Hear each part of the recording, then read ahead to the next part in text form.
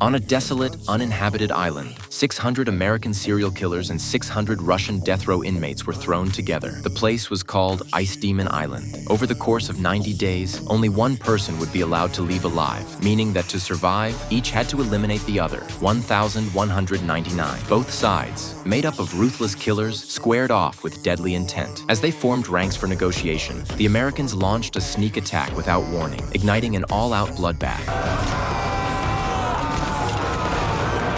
Both groups were filled with hardened murderers who showed no mercy. In mere moments, the ground was littered with bodies. In truth, this was a cruel experiment devised by those in power. In the future, with the death penalty abolished, life sentences had become the harshest punishment available. But prisons were overcrowded, and justice systems around the world were bloated. To solve the crisis, Russia offered up the frozen wasteland of Ice Demon Island as a test site, where criminals would be left to fend for themselves. The Russians were first to arrive, unloading 900 inmates. They dumped a pile of handcuff keys onto the beach and let the prisoners scramble for them. No one knew which key matched which cuff. Chaos erupted instantly as the violent inmates began beating each other senseless. One clever prisoner broke into a crate, pulled out a hatchet, and started hacking down everyone around him. Soon, the beach was soaked in blood. The man with the axe drove the survivors into the freezing ocean. Of the 1,200 total inmates, nearly half were dead within the first hour. Those who remained begged for peace and began rationing their limited supplies. That's when a tall, muscular man stepped forward and declared himself the Sun King. His raw strength made him the de facto leader. Though the rest were all cold-blooded killers, they were scattered and disorganized, so they fell in line. Jack,